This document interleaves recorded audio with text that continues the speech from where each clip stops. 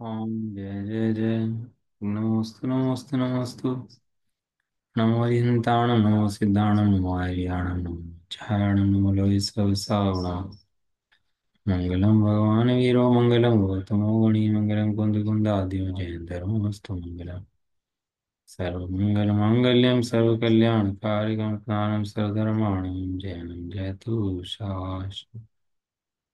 नमः समय साराय स्वानुभूत्या चकास्ते चित्स्वभावाय भावाय सर्वभावान्तरसु वन्दित सर्वसिद्धे धूमशर्मणोऽहं गतिं पत्ते वोच्छामि समय पाहुड सुध केवली भणिधाम।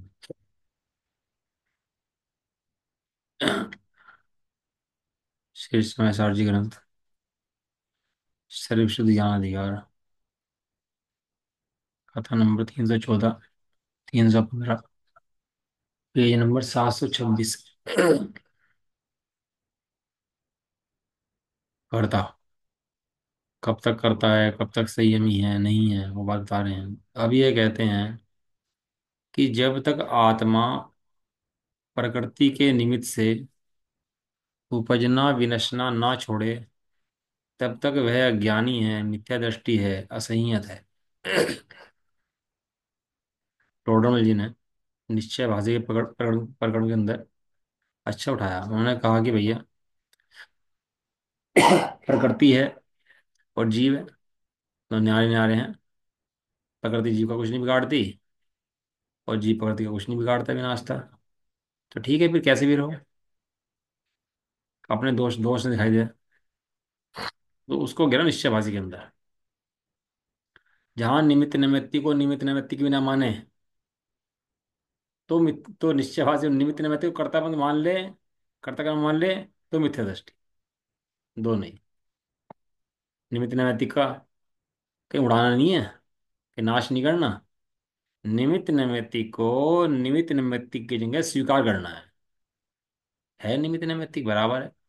पूजा भक्ति पाठ स्वाध्याय आदि हैं, कई मेथड ना नहीं है, लेकिन कर्ता कर्म संबंध नहीं है। भगवान मेरा कुछ कर देंगे ऐसा तो नहीं है। अब देखो इंद्र आदि, ये जो सच्चे भक्त होते हैं वे पूजा भक्ति कैसी करते हैं, और जो नकली भक्त होते हैं ये पूजा भक्ति कैसी करते हैं। दोनों के में जमीन आसमान का फर्क है। एक तो आपके सोने के आभूषण होते हैं जो पहनते हो, एक आर्टिफिशियल होते हैं। तो देखने में दोनों एक से लगते नहीं लगते हैं, सोने की भी आर्टिफिशियल भी। तो दोनों में कुछ फर्क होता है कि नहीं होता, दोनों बराबर होते हैं? सच्ची भक्ति फर्क ज्ञानी की और नकली भक्ति अज्ञानी की, देखने में दोनों एक सी बार में है, लेकिन ऐसे ही फर्क है सच्चे असली सोने का और नकली सोने का। दिखावे मात्र का शौक गहना है, गहना वास्तव में नहीं है। दो संबंध, कर्ता कर्म संबंध और निमित्त नैमित्तिक संबंध। इसके संबंध में जीव को जब तक भूल रहेगी तब तक जीव मिथ्या दृष्टि रहेगा ही रहेगा। और जिस दिन जीव को इन संबंधों में भूल खत्म होगी, निमित्त नैमित्तिक को निमित्त नैमित्तिक रूप से स्वीकार और कर्ता कर्म रूप से स्वीकार, और दोनों में एक दूसरे की नास्ती वो भी स्वीकार, व्यवहार से हस्ती ये भी स्वीकार। व्यवहार लगा देते हैं ना, तो व्यवहार मैंने होता है एम न थी, एको अस्थि दूजो नास्ति। एक है दूसरा नहीं है? व्यवहार से सत्य मतलब व्यवहार मैंने असत्यार्थ जो वास्तव में नहीं है। तो गणित के अंदर माइनस माइनस लगाओ तो क्या बनता है? दो माइनस लगा दें तो क्या बन जाता है उसका, कि प्लस बन जाता है दोनों के अंदर। व्यवहार से नास्ती, व्यवहार खुद नास्ती है। व्यवहार कोई अस्थि नहीं है, व्यवहार तो अपने आप में खुद ही नास्ती है। और एक नास्ती और व्यवहार की नास्ती तो दूसरी नास्ती, तो दोनों नास्ती गई तो क्या पैदा हुआ वहां पर, वहां अस्थि पैदा हुई। वहां क्या पैदा हुआ, अस्थि। अस्थि। स्व से अस्थि पर से नास्ती। ये वस्तु की शैली है, वस्तु की सुंदरता है, कि वस्तु स्वयं से अस्थि में है और पर से नास्ति में है। यदि वस्तु में ऐसा धर्म ना हो तो वस्तु टिक ना पाए, ऐसा। तो कह रहे हैं जब तक आत्मा, जो आत्मा है, ये प्रकृति के निमित्त से उपजना विनशना ना छोड़े, तब तक अज्ञानी रहेगा, मिथ्या दृष्टि रहेगा, असंयत रहेगा।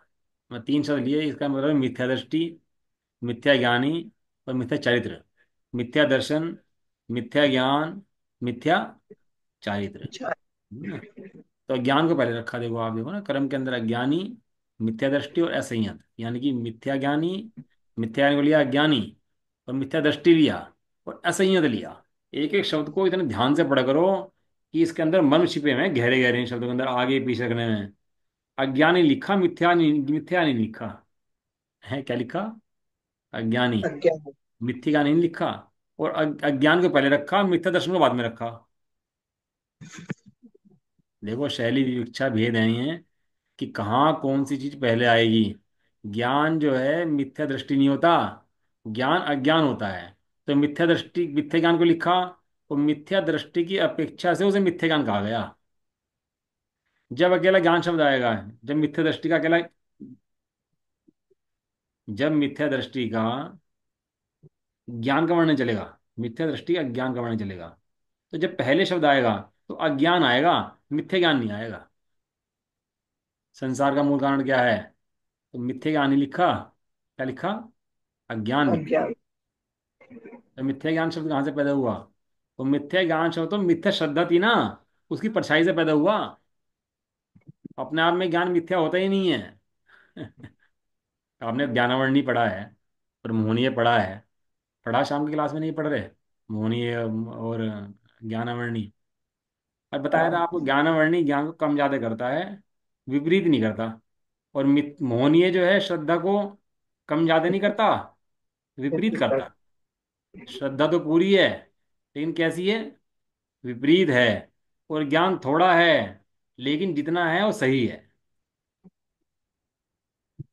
अब मोक्ष मार्ग के अंदर मिथ्या दृष्टि कहाँ आना, मिथ्या ज्ञान कहाँ आना, ज्ञान कहाँ आना, मिथ्या चारित्र कहाँ आना, असंयत कहाँ आना, और क्यों इन शब्दों का ऐसा ऐसा वर्णन होना, इस बारे में आप चिंतन करके बताना फिर उसके बाद, विचारना इसके बारे में बहुत।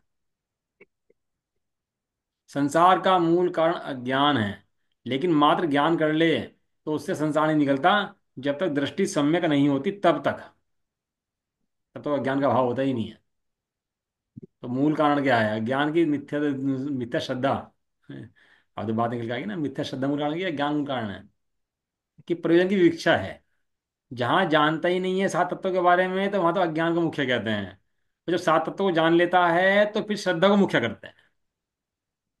ऐसा है। तो बाद में लिया असंयत। ऐसे ने मिथ्या चारित्र नहीं लिया, असंयत लिया। असंयत माने मिथ्या श्रद्धांत सहित जो भी संयम है वो असंयत है, वो संयत हो ही नहीं सकता कभी भी। ऐसा ज्ञानी मिथ्या दृष्टि और असंयत है, गाथा पढ़ लेते हैं इनकी। जायेस पैड़ी अट्ठम चेदाणेव विमुंचये, अयाणो हवेता मिच्छा दिट्ठिय संजो। यदा विमुञ्चये चेदा कम फलमनन्तयम्, तदा विमुक्तो भवति जाणोपासो मुनि। उत्पाद वे प्रकृति निमित्त जो, जब ही तब नहीं परितजे, अज्ञान मिथ्याति असंयत, तभी तब वो जीव रहे। ये आत्मा जब ही कर्म का फल अनंता परितजे, ज्ञायक तथा दर्शक तथा वो ही कर्म विमुक्त है। गाधात। जब तक करता रहे बेटा, मैं कब तक बीमार रहूंगा? जब तक कुसेवन करेगा तब तक बीमार रहेगा। और कब बीमारी से बच जाऊंगा? जब कुसेवन छोड़ देगा तो रोग भी छूट जाएगा। तो जब तक यह आत्मा प्रकृति के मतलब कर्म के निमित्त से उपजना विनशना नहीं छोड़ता, जब तक कर्म में हस्तक्षेप बनाए रखता है। देखो, मेरे के बाद कर्म के बारे में पढ़ लेता है, सिद्धांत ग्रंथों से। हमारे कर्म खराब हैं, सारा कर्म हमारे उदय में आ रहा है, हमने लोगों के लिए इतना करा, लोग हमें बहुत मार रहे हैं, इनके कर्म ऐसे उदय में आएंगे, पता लग जाएगा इसको। तो कर्मों से बात करनी शुरू कर दिया उसने, कि इनके कर्म उदय में ऐसे आएंगे, मेरे कर्म उदय में ऐसे आएंगे, हमने तो इतना अच्छा करा सबके लिए, हैं, और ये नहीं देखो पाप करे जा रहे हैं, इनके मजा आए जा रहे, पुण्य उदय चल रहा। हम देखो इतना पुण्य कर रहे हैं और हमारे समझ नहीं आता पुण्य कहाँ पर है। कर्मों के बारे में भाषा बदल गई इसकी अब जा लेकिन कर्मों को नहीं छोड़ा। कर्मों को जान तो लिया। बताओ, उसमें लिखा, शायद अच्छा लिखा, जीव जो वास्तव में छोड़ता है ना, वो मल को छोड़ता है, मल। नाक का मल हो, अपनी मल मल हो, जब मल कर लेता है तो कोई ध्यान रखता है कहाँ गई होगी मल, कैसा होगा मल, कोई विचार करता है मल के बारे में? है? अभी नाक का मल हो, निकाल के फेंक दे, तो चिंता करता है कहाँ गया होगा, कैसे गया होगा? कहते हैं जब तक उसके निमित्त से उपजना विनशना नहीं छोड़ता, जब तक वो साथ में अटैच रहेगा, थोड़ा बहुत भी अटैच साथ में रहेगा, तब तक अज्ञायक मन अज्ञानी है, मिथ्या दृष्टि है और असंयत है। अपन लोग जो बोलते हैं ना, ये एक एक बोलना, ये सब कर्म उदय से। एक बाल भी हिलता है ना, तो कर्म उदय से। रोग वोग हो, निरोग अवस्था हो, बाहर के संयोग वियोग हो, सबका संबंध किससे? इससे सबका संबंध,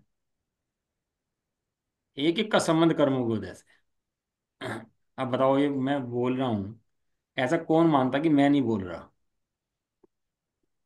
मैं खाता हूँ, ऐसा कौन जानता कि मैं नहीं खाता?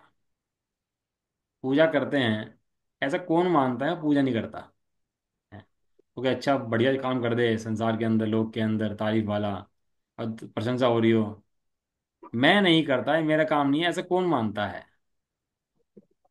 जब तक अपने अनंत अखंड प्रदेशों को नहीं देखता, तब तक कर्मों से भिन्न हो ही नहीं सकता। वो अपने अखंड प्रदेशों को देखे बिना कर्म में ही जिएगा, कर्म में ही मरेगा। अब कह रहे कहा था जब तक, जब आत्मा, ऊपर लिखा जब तक, अब लिखा जब, दोनों में फर्क समझ में आया आपको? जब तक समझाने के लिए है कि जब तक करता रहेगा। अब जब, मैं जब कर लेगा इस काम को, जब छोड़ देगा तो उस काम को। जब आत्मा अनंत कर्मों के फल को छोड़ता है। कितने कर्म? अनंत। अब पता अनंत आनंदी क्यों बनती है? क्योंकि अनंत कर्म फलों को मैनेज करना चाहता है, इसलिए बनते हैं अनंत अनुबंधी। कर्म फल कितने हैं? अनंत। अनंत। और अनंत को मैनेज करना चाहता है, शो शो थिएटर मैनेज करता है ना अनंत का। तो कितने आकुलता। अब जो किसी के पास 1 करोड़ का परिग्रह हो, और कहीं 1000 2000 का नुकसान हो जाए उसका, 10,000 का नुकसान हो जाए उसका, तो वेदना पूरी होती है उसको कि नुकसान हो गया यार, जबरदस्ती वो बहुत आकुलता में रहता है। हम्म? जिसको 10,000 जाने की आकुलता है, उसको 1 लाख जाने की कितनी आकुलता होगी? और 1 करोड़ जाने की कितनी? और 10 करोड़ जाने की कितनी? ये परिग्रह प्रपंच में इसलिए कहा, एक परिग्रह थोड़ा जाता है तो बहुत दुख होता है, ऐसे कर्म थोड़ा सा बदलता है तो भयंकर दुख होता है इसको। और जब सकल कर्म को छोड़ देता है, अब मुनि बन जाए, अब राजमहल हो, और लूटे पिटे मरे, क्या फर्क पड़ रहा है, आप कुछ भी हो। ऐसे ही जब आत्मा अनंत कर्मों के फल को छोड़ता है, तब वह ज्ञायक है, दर्शक है, मुनि है, विमुक्त अर्थात बंध से रहित। रहित है। कमाल है। जब तक वो ज्ञायक नहीं जाने तब तक कर्मों से मुक्त ना हो, और जब तक कर्मों से मुक्त ना हो तब तक ज्ञायक ना जाने। कर्मों को भगा दूंगा, हटा दूंगा, अब मैं देख लूंगा। कुछ नहीं करना भैया, जैसे कर्म जैसे हैं चलता रहने दो, अनंत कर्मों के फल आ रहे हैं चलता रहने दो। तू तो ज्ञायक रहे, इन कर्मों की व्यवस्था में हस्तक्षेप मत कर। यही कर्मों को छोड़ना है। कर्मों को कर्म का कार्य कर लेने दे, और तू अपना कार्य करता रहे। हैं? जैसे ही जाना उसने अपना खंड चैतन्य मूर्ति परमात्मा, 3 लोक का नाथ देखा, ऐसे ही वो कर्मों को देखा ही नहीं मेरे अंदर कर्म है, ऐसा देखते गायक है, वो दर्शक है, मैंने श्रद्धावान है, और मुनि है, 3 शब्द लिए। देखो, अज्ञानी की जगह रखा गायक, मिथ्या दृष्टि की जगह रखा दर्शक, और असंयत की जगह रखा मुनि। 3 शब्द बदले कि नहीं बदले आचार्य देव ने? 4 शब्द चेंज हुए हैं। 4 शब्द। एक तो अनंत कर्मों को भोगता है, वो छोड़ता है। ये अज्ञायक है, ये ज्ञायक है। वो मिथ्या दृष्टि है, ये दर्शक है। दर्शक माने श्रद्धान वाला है। और ये असंयत है, ये मुनि है। क्योंकि जो संयम का प्रकाष्ठा जो है ना, मुनि के अंदर आती है प्रकाष्ठा। जैसे ही कर्म फल से मुक्त हुआ, ज्ञायक देखा, त्यों ही सारे गुण पकड़ोगे। वो लिखा बंध से रहित है। क्या है वो? बंध से रहित है। जब सिद्ध बनेगा तब बंध से रहित होगा, कि ज्ञायक देखते ही बंध से रहित हो गया? तो सिद्ध बनेगा ना भाई। तब तब कर्मों से रहित होगा। जीवों को कर्मों से मुक्त होने की विधि पता नहीं है वास्तव में। कर्म के बीच में बैठा ही कर्म से मुक्त होने की कल्पनाएं करता है। अभी हमने खाना छोड़ दिया, खाना कम कर दिया। अब हमने बोलना कम कर दिया, हमने ऐसा कर दिया। कर्मों के मध्य में फंसा हुआ, कर्मों के बीच में बैठा हुआ, और कर्मों से सोचता है कर्मों से मुक्त हो गया। कैसा? जैसा खरगोश आग ढक लेता है अपनी। शेर आता है ना सामने, कुत्ता शेर सामने आ जाए तो क्या करता है खरगोश? कान बड़े होते हैं, तो अपने कान से अपनी आंखें ढक लेता है। और दिखता है नहीं सामने कुछ, कुत्ता शेर कहला अब मैं बच गया। ऐसे ही तो होता है। यही दशा इस अज्ञानी जीव की है। कर्मों के मध्य बैठा, कर्मों के फल को भोगता हुआ, कर्मों से रहित हूँ ऐसा कहता रहता है। लेकिन कर्मों से रहित होने की विधि जो अखंड ज्ञान परमात्मा पर जाकर देखना है, बैठना है। कर्मों से रहित शुद्धात्मा की प्रतीति है, वो प्रतीति होती नहीं है। और कर्म के उदय में जो मंद कषाय होती है, कर्म के उदय में शोषण बढ़ जाता है। जो कर्म के उदय में नियम त्याग व्रत हो जाते हैं, उनको ये मान लेता है कि अब मैंने क्या कर दिया, कर्मों से छोड़ दिया, कर्मों से छूट गया। नहीं छूटता भाई। कब तक? ये तो स्वामी जी ना होते तो ये हम भी ये मान रहे होते। मंद कषाय कर लो तो कर्मों से छूटना है, क्योंकि मंद कषाय भी कर्मों का परिणाम है। मंद कषाय किसका परिणाम है? कर्मों के परिणाम।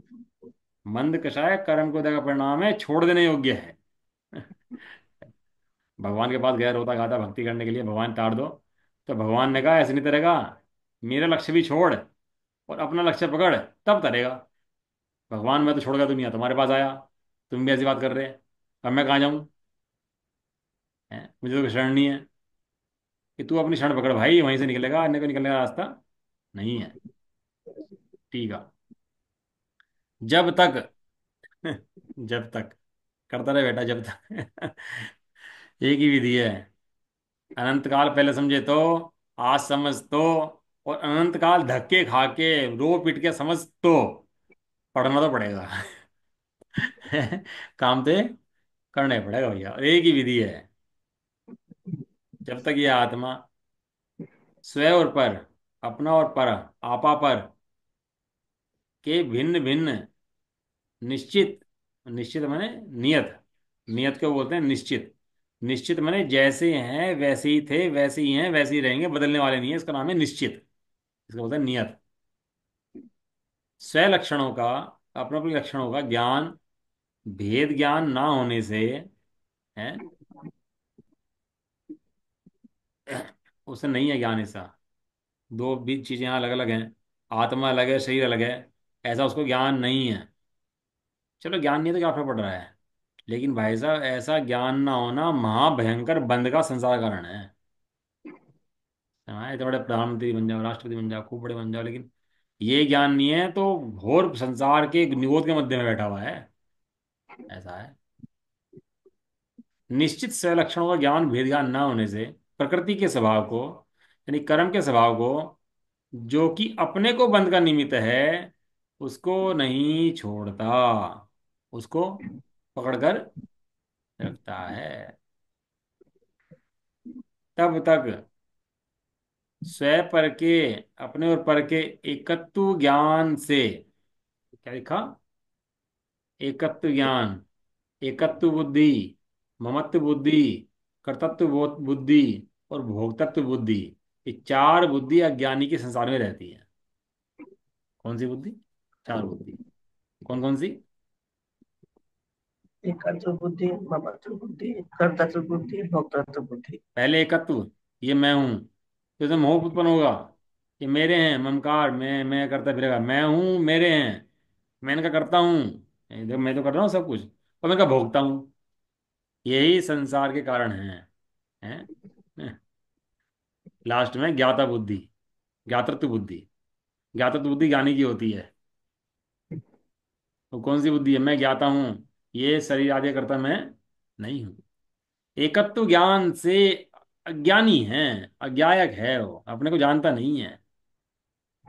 और स्वपर के एकत्व दर्शन से, श्रद्धा में एकत्वपना ले लिया कि भैया श्रद्धा के अंदर ये जो पर है यही मैं हूँ, ऐसे एकत्व श्रद्धान रूप से मिथ्या दृष्टि है। मजे के सिद्धांतों के अंदर बड़ी अच्छी बात आती है।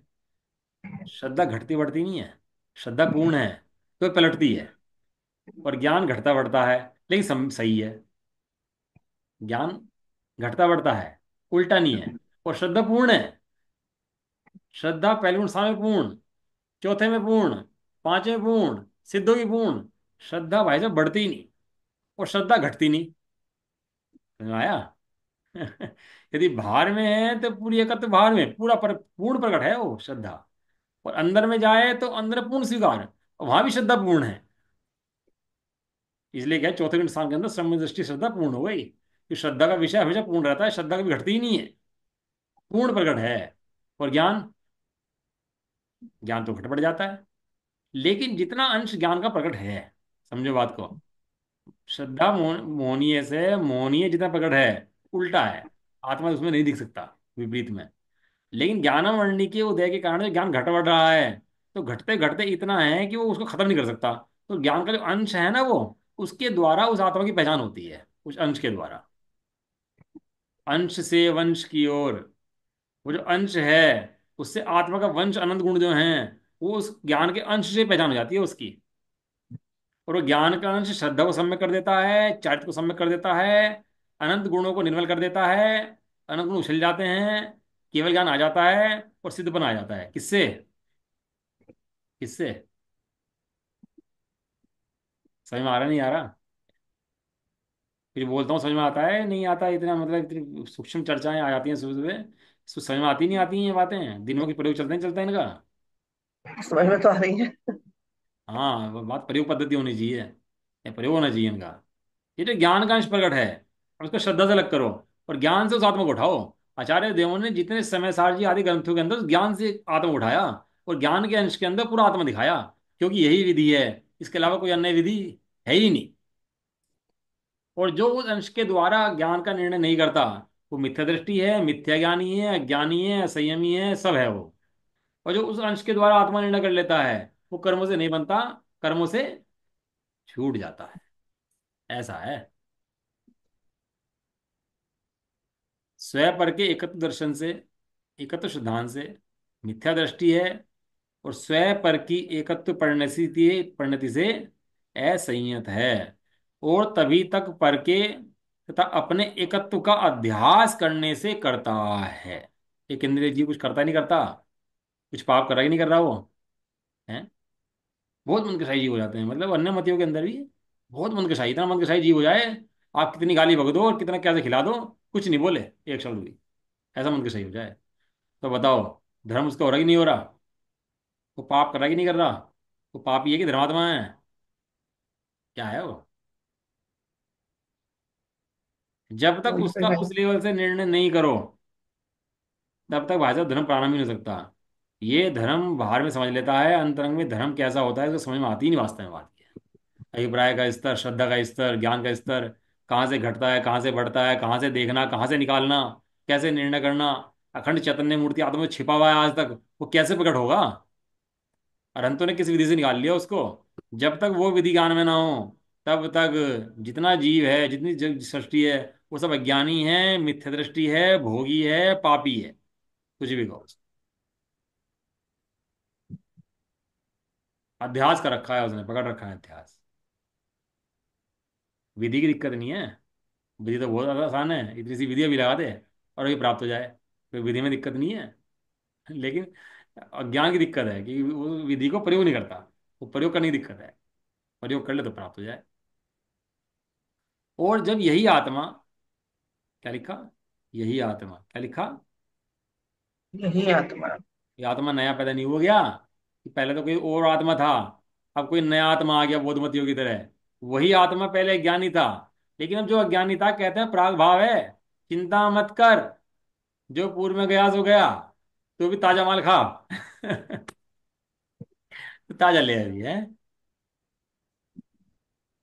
अब महिलाएं होती है ना, वो घर में खाने का बना लेती हैं, फिर वो इकट्ठा करती रहती हैं, पहले तो देती नहीं, और जब बाद में खराब हो जाए, वो भाई से बता रहे थे ना, और फिर बाद में उनको तू ले ले, तू ले ले, तू ले ले। मैं ताजा खाओ ना भाई। हैं? अब वो क्या धड़ी बट्टे का सामान आगे रख लेगा, घर में इकट्ठा कर लेगा, तो निमटता है नहीं। इसे निमटाओ, ऐसे निमटाओ, निमटाने के चक्कर में और पागल भरता है फिर। ये खराब हो जाएगा, ऐसे निमटाओ, ये खराब हो जाएगा, ऐसे निमटाओ। अरे कम ले आना भाई, क्यों बासी खाने की आदत पड़ रही है? यही आत्मा, जिसके अंदर पर्याय प्रतिक्षण नई नई उत्पन्न हो रही है, जो फ्रेश पर्याय उत्पन्न हो रही है, और प्रत्येक समय शुद्ध उत्पन्न हो रही है। कैसे उत्पन्न हो रही है? शुद्ध उसी समय शुद्ध उत्पन्न प्रत्येक समय द्रव्य फ्रेश, पर्याय फ्रेश, होगी। और कर्म भाषा है, कर्म प्राणोदय में आता है। और जीव का जो जो ज्ञान अध्यवसान है ना, जो अध्यवसाय बुद्धि है, ये बासी है। पर्याय तो जीव की ताजी है। ऐसा यही आत्मा अपने और पर के भिन्न भिन्न नियत स्वलक्षणों के ज्ञान के भेद ज्ञान के कारण स्वलक्षणों से पहचाने, उनका भेद ज्ञान करे, अपनी वस्तु को अपनी देखे, और पर को पराई देखे। ऐसे ही था ना। ऐसा प्रकृति के स्वभाव को, यानी कर्म के स्वभाव को, जो कि अपने को बंध का निमित्त है, कर्म का स्वभाव पहचाने, राग का स्वभाव पहचाने, और अपना स्वभाव पहचाने। क्या पहचाने? तीन चीजें क्या बताई? क्या बताई तीन चीजें? बोलो फटाफट। कहाँ दिमाग रहता है? प्रकृति के क्या? स्वभाव को। तो कर्म के स्वभाव को पहचाने, तो राग आपको के स्वभाव बताने। को पहचाने, हम्म। अपने स्वभाव को पहचाने, और तीनों में फिर भेद ज्ञान करें। ऐसा। और उनके स्वभाव को, प्रकृति के स्वभाव को, अपने स्वभाव। हाँ पहचाने ना, पहचान के हे को हे जाने और उपाधि को उपाधि जाने। जान करके करना क्या है? कि जान करके हे को छोड़ना है और उपाधि को ग्रहण करना है। जो कि अपने को बंध का निमित्त है, उसको छोड़ता है, तब स्वयं पर के भेद विज्ञान से, विज्ञान ज्ञान विभाग ज्ञान से। क्या लिखा? विभाग ज्ञान विभाग। से। दो टुकड़ा। विभाग बोलते हैं, दो टुकड़ा बोलते हैं विभाग को। विभाग कर दिया, दो टुकड़ा। दो टुकड़ा कर दे भाई इसका। तो यहाँ पर अंदर में एक हुआ, दो टुकड़ा कर दे इसका, किसका? राग का, ज्ञान का। दो टुकड़ा। ज्ञान अलग, राग अलग है, दो टुकड़ा। पर्याय अलग, द्रव्य अलग, दो टुकड़ा। भेद ज्ञान से ज्ञायक है। तो थोड़ा हो जाता है ना, तो मोटा हो जाता है, तो फूलता फूलता फूलता, अब क्या करें इसको? ये फैल जाएगा ना तो बीमारी फैला देगा। तो डॉक्टर क्या करता है उसके अंदर? काट देता है उसको वहां से, हटा देता है उसको वहां से। फिर रख लेगा ना, पाल लेगा उसको, तो क्या होगा? भाई साहब वो हाथ काटना पड़ेगा, और ज्यादा फैल गया तो ओड़ंग काटने पड़ेंगे तेरे। क्या कर देता है उसको? हटा देता है बीच में से उसको। ऐसे ही यहाँ जो राग परिणति है, हटा देता है उसको। भेद ज्ञान से ज्ञायक है, स्वयं पर के विभाग दर्शन से, भेद दर्शन से दर्शक है, और स्वयं पर की विभाग परिणति से, भेद परिणति से संयत है। अब बताओ, मिथ्या दर्श, सम्यक दृष्टि, सम्यक ज्ञान, सम्यक चारित्र कहाँ से होता है? जो पर से भिन्न अपने को देखे सो सम्यक दर्शन, अपने को पर से भिन्न जाने सो सम्यक ज्ञान, और अपने में भिन्नता से रमण करे वो सम्यक चारित्र। आगे परिभाषा नहीं आ गई तीनों की? अपन ने सारी परिभाषा कर दी। सम्यक ज्ञान माने शास्त्र को पढ़ना, सम्यक श्रद्धा श्रद्धान माने क्रियाओं को श्रद्धान करना, धर्म को श्रद्धान करना, और सम्यक चारित्र माने त्याग करना। छटकारा लगा दिए बाहर के सारे व्यवहार के। लिखा ना, दोबारा पढ़ लो। स्वयं पर के विभाग ज्ञान से, बिल्कुल असली परिभाषा चल रही है, प्योर माल, ध्यान से।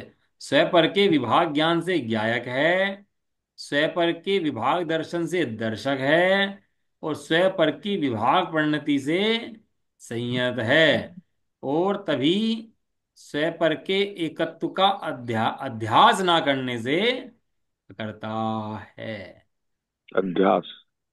अध्यास मैंने पर का अध्यास छोड़ देता है, अपना अभ्यास करता हम्म। है। अपना जितना अभ्यास करेगा उतना पर का अध्यास छूट जाएगा। ये पर में क्यों जी लगाता है कि भाई मेरा किस काम हो रही, मैं बोल रहा हूँ, मैं चल रहा हूँ। सारा दिन एक की मान्यता चलती रहती है पूरे दिन। क्योंकि उसको तोड़ता भी तो नहीं है भाई तू। तोड़ेगा, रिजल्ट आ जाएगा। जिस फील्ड में वर्क करेगा उसके रिजल्ट तो आएंगे ही आएंगे। और जिसे वर्क नहीं करेगा उसके। असुविधा महिलाएं हैं और घर में बैठी रहें, सोए, काम ना करें, रसोई ना बनाएं, तो क्या होगा, खाना बन जाएगा?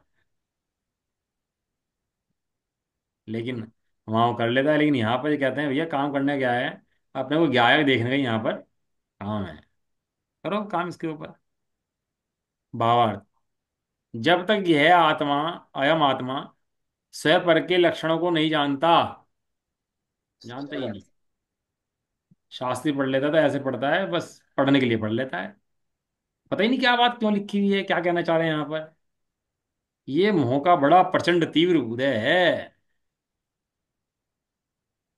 जिसे सम्यक ज्ञानी ही टालने में समर्थ है।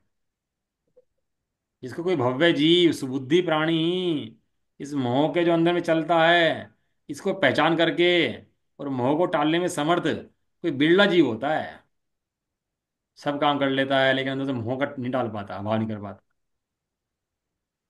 जब तक यह आत्मा स्वयं पर के लक्षणों को नहीं जानता, तब तक भेद ज्ञान के अभाव के कारण, इसके कारण, भेद ज्ञान के अभाव। भेद ज्ञान के अभाव के कारण कर्म प्रकृति के उदय को अपना समझकर परिणमित होता है। कोई व्यक्ति आया सोना की दुकान पर पीतल लेकर, और पीतल खरीद लिया उसने सोने के रेट में। तो बताओ क्यों खरीद लिया?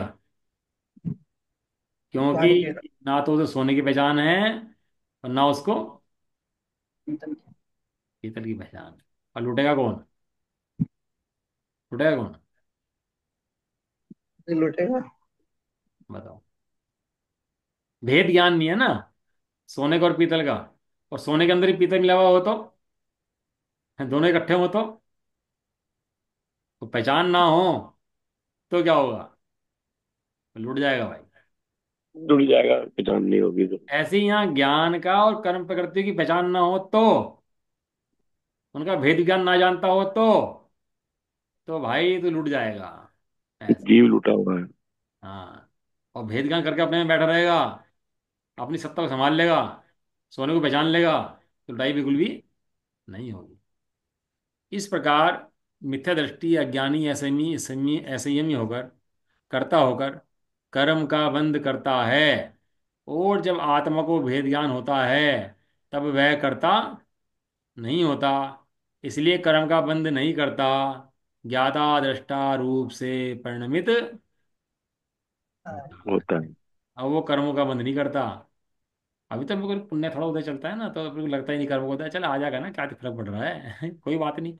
लेकिन इसको पता ही नहीं है कि निगोद के, कि इंद्रिय के, दो इंद्रिय के दुख कैसे कैसे होते हैं। इसको अंदाजा भी नहीं है इस बात का। और अंदाजा लग जाए ना, थोड़ा सा भी एहसास को हो जाए कि दुखों का परंपरा क्या है, तो तुरंत सब छोड़ करके इस काम में लग जाए। इसलिए छड़ा के अंदर पहले ढाल जो लिखी संसार के दुखों की लिखी। इसलिए इसी प्रकार भोक्तृत्व भी आत्मा का स्वभाव नहीं है। इस गाथा का और आगामी गाथा का सूचक श्लोक कहते हैं। हम्म। है ना, कर्तापना भी आत्म स्वभाव नहीं है पर का, और भोक्तापना भी पर का स्वभाव नहीं है। ये वो नहीं। द्रव्य संग्रह की गाथाएं पढ़ लेना, पुग्गल कम्मा दीर्णम कत्ता व्यवहार दो निश्चय दो। तो ये सब पढ़ लेना, दोनों गाथाएं हैं ना। दोनों निकम्मा होगा। हाँ। कर्ता भोक्ता की दोनों गाथाएं हैं ना, दोनों गाथाएं पढ़ लेना वहां से। श्लोक पढ़ लो इसका एक बार। गलकम्मा। भोक्तृत्वं न स्वभावो से स्मृत कर्तृत्व वंचित ज्ञानादेव भोक्ताय तद्भावाद वेद के। श्लोकार्थ। कर्तृत्व की भांति भोक्तृत्व। जो कर्ता बनेगा वो भोक्ता बनेगा, जो कर्ता नहीं बनेगा वो भोक्ता भी नहीं बनेगा। ये नियम है। कर्तृत्व की भांति भोक्तृत्व भी इस चैतन्य का स्वभाव नहीं कहा गया है। ये अज्ञान से ही भोगता है। अज्ञान का अभाव होने पर अभोक्ता है। अब मुनराजों के ऊपर उपसर्ग कर दो, ज्ञानी की बदनामी कर दो, चंदन माला को वेश्या बाजार में बेच दो, शेठ सुदर्शन को रानी उठाकर कमरे पर ले आओ, पार्श्वनाथ के ऊपर उपसर्ग हो जाओ, तो भोगता है कि नहीं है? भुगता है। क्यों नहीं है भोक्ता? क्योंकि वे अकर्ता स्वभाव को जानते हैं। वे अपने स्वभाव को कर्मों से भिन्न जानते हैं। हम्म, अभी तो अपने को क्या है ना, राग द्वेष के जैसे परिणाम आए, परिणति हुई, कोई ना कोई कार्य अब सबके चलते हैं बाहर में, की से बात हुई, तो अपने को लड़ना आता ही नहीं वास्तव में। अपन तो अचेत, जैसे वो बेहोश कर देता है ना उस सेना को, ऐसे बेहोश हो जाते हैं, और फिर कर्म का नाटक चलता है। अपन लोगों को युद्ध के मैदान में लड़ना आता ही नहीं वास्तव। कर्म को आएंगे, राग द्वेष को आएंगे, और कुछ ना कुछ व्यवस्था बनेगी, और तुरंत ही परिणाम खराब। भाई वो कर्ता भोक्ता सिद्धांत पढ़े हैं, कहाँ गए सारे सारे? नहीं नहीं, चारित्र होने के परिणाम है। अरे तू समझता ही नहीं बात को भाई। चारित्र होने के परिणाम किसे कहते हैं? तूने अपनी स्वच्छंदता को चारित्र होने का नाम दे दिया। पहले क्वेश्चन तो ये उठे कि रागदेश मुझे उठे क्यों? जब कर्म को देखे परिणाम है, कर्म को जैसे बने हैं, तो मेरे अंदर परिणाम आए कैसे हैं? पहला क्वेश्चन तो ये उठे। जब बिल्कुल ताकत लगा दे, और ताकत लगाने के बाद बिल्कुल ही साड़ना पड़े, पाड़ना पड़े, तब आती है बात वो, कि हाँ भाई कर्म को दे। लेकिन अपना कुछ ताकत लगा देनी है, और शुरू में लगा देता है ये तो कर्म का उदय है, चारित्र होने का उदय है, कर्म का उदय है, चारित्र होने का उदय है। तो इसलिए नहीं पढ़ाई थी बात, कि ताकत कमजोर करने के लिए तेरी। अपने को बहुत बार करना चाहिए। राग द्वेष के परिणाम परिणति जो बनती हैं, जो कर्म को उदय चलते हैं, ये तो अभी भी कर्म को उदय चल रहा है कि नहीं चल रहा? सब बोलना चालना सुनना बैठना, ये सब कर्म को उदय चल रहा है नहीं चल रहा? इन सब से अपने ज्ञायक स्वभाव परम पिता परमात्मा जो अंदर बैठा, उसका निरंतर निर्णय चलना चाहिए अंदर में, भिन्नता का। इसलिए भोक्तत्व भी चैतन्य का स्वभाव नहीं है। यह अज्ञान से भोक्ता है, और अज्ञान का अभाव होने पर अभोक्ता कहा गया है। देखो 5 मिनट के अंदर इसकी टीका पढ़ लेते हैं, जैसे आचार्य की। ये गाथा पूरी जाएंगी फिर 2 मिनट में ना फिर। ये 4 गाथाएं थी ना अपनी, पहले ली थी ना उन्होंने, 4 4 गाथाएं के जोड़े बताए थे उन्होंने कि किस किस तरह से हैं। 4 गाथाएं कर्म कर्तृत्व का अभाव के लिए, 4 गाथाएं अज्ञान का महात्म्य बताने के लिए। ये 4 गाथाएं चल रही हैं, अज्ञान का महात्म्य चल रहा है। फिर अगली 4 गाथाएं आएंगी भोक्तृत्व का अभाव बताने के लिए। पहले कर्तापना, फिर अज्ञान, फिर भोक्तृत्व का अभाव, और 2 गाथाएं आएंगी उपसंहार के लिए। ठीक है, बराबर है ना? अभी जो अपन चल पढ़ रहे हैं वो अज्ञान का महात्म्य पढ़ रहे हैं इसके अंदर। देखो, पेज नंबर 728, उत्थानी का।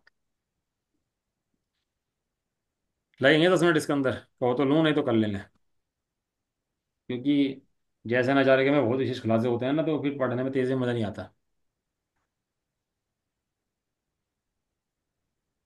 कल बताओ। कर लो फिर, कल ही कर लो फिर। चलो ठीक है, उत्थानी का पढ़ लेता हूँ इसके। अब हाँ। जितने समय तक शुद्धात्मानुभूति से च्युत होता हुआ प्रकृति के लिए या प्रकृति के उदय रूप रागादिक को नहीं छोड़ता, उतने समय तक अज्ञानी है, और उसके अभाव में ज्ञानी है। देखो आचार्य देवो ने दोनों तरह से निर्णय कराया, शुद्धात्मा से भी और कर्म के छूटने से भी। जितना तुझे आत्मा में रमेगा, तो आनंद बढ़ना चाहिए। सिद्धांत है कि नहीं है? जितना आत्मा में सिद्धांत रहे, है। उतना आनंद बढ़ना चाहिए, उतना ही पर से हम्म, छूटना चाहिए। अब पर से छूट नहीं रहा, हम तो आत्मा है, हम तो आत्मा है। अरे भाई वो 3 सिद्धांत दिए उन्होंने, कि तुझे आत्मा निर्णय करना चाहिए, तुझे आनंद बढ़ना चाहिए, और पर से छूटना चाहिए। 3 काम है कि नहीं है? पर से बिल्कुल छूटना है। चाहिए, आनंद बढ़ना चाहिए, और अपना निर्णय होना चाहिए। ये 3 अगर काम एक साथ नहीं हो रहे, तो कहीं ना कहीं विधि के अंदर ये समस्या है। इस समस्या है, प्रॉब्लम है। करना अपनी निर्भरता कहो, आनंद कहो, सुख कहो, आह्लाद कहो, हैं, वो सब एक ही बात है। सब परिवार एक ही है उसका, ऐसा। चलो बाकी जो जैसा जारी टीका कल पढ़ के इसको आगे चलता है। निज निधि निज में बताई। पता है, ये अनंत उपकार है, इसके लिए जिन पानी मांगो, ब्रह्म शत्रु बात सत्य। भगवान ओंकार मंत्र।